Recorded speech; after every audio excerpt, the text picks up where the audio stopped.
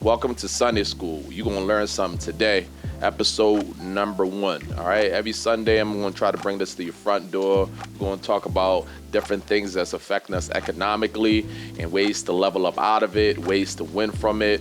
And that's every Sunday. I'm trying to bring it to your front door. All right. On Mondays, it's going to be Money Talk Mondays, where we're going to talk about ways to make money ideas, different businesses to get into, and et cetera, et cetera. That's every Monday. And on Tuesdays, it's Credit Talk Tuesdays. We're going to talk about credit cards, different credit products, ways to improve our credit score, et cetera, et cetera. And on Thursdays, we're going to talk about Real Talk Thursday. We're going to talk about real things that's affecting our community, that we get ourselves into, that we could dig ourselves out of, and how to win, how to level up out of it, So at least 4 times a week I'm trying to drop. So let me know what you think about today.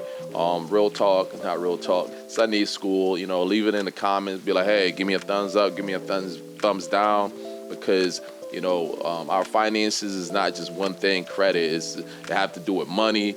Have to do with budgeting. Have to do with economic reasons and stuff too. Because if we in a certain area or certain policies get passed, into law, it affects us. So we could win with different policies too. So this is a 360 instead of just a little slice of the pie. This is the whole pie I'm trying to give to you outdoor. You got to learn how money really works. If you know how money really works, then you can win in any environment. So today now, we're going to talk about inflation. Now, what is inflation? Inflation is the decline of purchasing power of a given currency over time. All right, so that's one part of the definition. I'm going to go to the last part of the definition. The rise in the general level of prices, often expressed as a percentage, means that a unit of currency effectively buys less than it did in prior periods. So inflation pretty much means it takes more dollars to buy the same thing over time. So I know you heard people used to buy gas for 10 cents back in the days, or a house used to be $9,000 back in the days. The house is basically the same price. It just takes more dollars to buy the same exact thing. Rent used to be real low when I was 18. For a 3-bedroom, you could pay $600 to get a 3-bedroom or whatever. Over time, now a 3-bedroom in that same area that I lived in was about $1,500. So that's inflation over time. So if you're not increasing your money, how much money you're making, because our wages don't increase as much as inflation does, all right? So we got to increase our money that we make to keep up, or we always going to be hurting. Now, what causes inflation? In regards to currency inflation, the main contribution factors include increase in the money supply. I'm going to stop the definition there.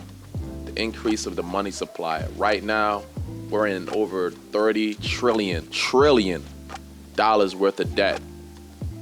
Trillion. We're increasing our money supply all the time. We keep passing new bills, new spending bills all the time. The stimulus that you get, that's increasing the money supply. All right, so increasing the money supply is causing inflation, and inflation is the road in the dollar. It takes more dollars to buy the same thing. All right, car prices going up, food prices is going up, rent is going up, housing prices is going up. So that $1,200 really means nothing when everything went up tenfold, 20-fold, and is going to keep going up over time, even more. 8.5% is year over year inflation that we had, from last year to this year. 8.5, almost 10% inflation. So if you didn't get a damn near a 10% raise at your job, you're losing. From 2020 to 2021, we spent about 40% of all currency that's in existence today. In 2 years, we spent 40%. And we're joining the ranks of other countries that did this type of stuff, like Zimbabwe, Sudan, Venezuela. We're joining that club, and guess what all happened to all 3 of those countries? Hyperinflation. Venezuela, potential causes of hyperinflation includes heavy money printing and deficit spending. Cause of Zimbabwe hyperinflation was attributed to numerous economic shocks. The national government increased the money supply in response to rising national debt. Now check it out, Sudan now. The government has ran up enormous budget deficits by subsidizing the cost of fuel, then finance the deficit by printing money. As you can see, money printing really hurts an economy, hurt a country, and could cause hyperinflation. And we're just money printing all the time. We don't even collect enough taxes to pay our deficits. Our deficits on a yearly basis is like $6.8 trillion, and we collect $4.5 trillion. That's it. So if we run in our household like that, we will go bankrupt in a few years because we need to make more money than our debt. All right. If we make $50,000 a year, you can't have $80,000 of debt on a yearly basis. We need to spend less money than we make. All right. So that's what it's about. So we can have a surplus of money, and U.S. will never get to that. Every time they send out a stimulus, that's money printing. Every time we save a country like Ukraine and send them money, send them food, or a hurricane happens on the U.S., or a tsunami happens in Japan, we're spending all this money. We're doing all this stuff, spending money. Entitlement programs like welfare, food stamps, all these things, Medicare, all these different things, even Social Security. We pay for all this stuff. We have a whole bunch of liabilities too, the U.S. does. So we're always going to be in deficits. So we have to money print to pay for that stuff, the liabilities and things of that nature. So, hey, it's a possibility we might go into hyperinflation. So we got to protect ourselves, or we're going to lose big. We're already losing with this inflation and everything like that. People shacking up with people because they can't afford rent anymore. People shacking up with people because they can't afford food. People cutting certain things out of their life, like even taking a vacation because of the growing inflation rate. All right.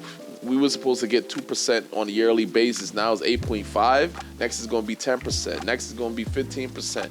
And that's unsustainable. So we got to do something about it now. Nixon took us off the gold standard in 1971. That's the only reason we're able to print money.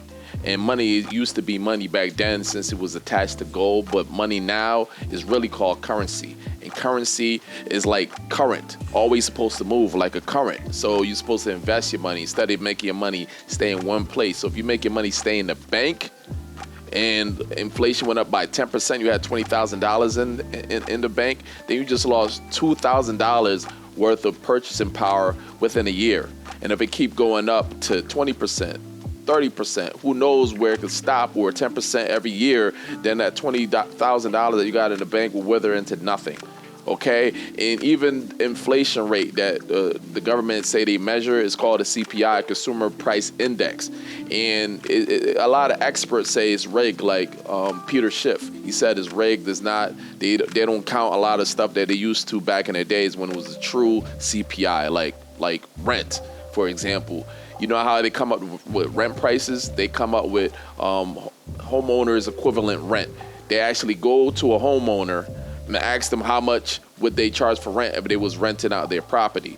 And if you're a homeowner, you're not paying attention to rent prices. You just know about mortgage prices. Instead of using the real rent that's out there that people really paying, they want to lower it by asking homeowners, what would you do? What would you rent your property for? And homeowners, of course, go low. They don't know, so they just go for a lower number, and then there you go. That's the rent price, instead of using real rent prices. So who knows what the inflation rate really is? It might be 15, 20%. This is how you could profit or sustain your wealth in this inflation environment. You can invest in certain things, like invest in commodities like gold stocks. You can invest in food. You got to invest in things that's people going to have to buy regardless with the prices. If people won't buy luxury stuff if their money is messed up. They're going to buy food though. They're going to put oil in their car, and things of that nature. They probably won't go on a big vacation anymore. And people always going to have to find a place to live. So real estate to me, is always going to be number one, because you could buy the real estate price going to go up, because of inflation. So it's going to appreciate in value. You might buy it for $100,000 and 10% each year. If inflation is 10%, then it's going to be 110,000. It's going to be 120,000. Plus, if you have a renter in there and they're paying $1,000, this lease term right now, next lease term you increase the rent again because you got to go up with inflation or whatever, and you're a business owner. If you're a business owner, then hey, if your product costs this amount, say $5, and then the raw materials went up by 10%, then you got to charge 10% more. So you're never losing as a business owner, depending on what product you're selling, like you go up even more because of inflation, so being a business owner, owning real estate, and investing in commodities, those are your three best choices when it comes to winning in an inflationary environment. All right. And to me, real estate is the easiest because you could get a low fixed mortgage rate at whatever, 4 or 5% now since it got higher. And inflation is 8.5%. So you're actually winning. It's better than putting your money in the bank. If you're putting your money in the bank, you're just keeping it there, you're losing. So hopefully y'all learn something. This is Sunday school. And, I'll talk to you on the next one.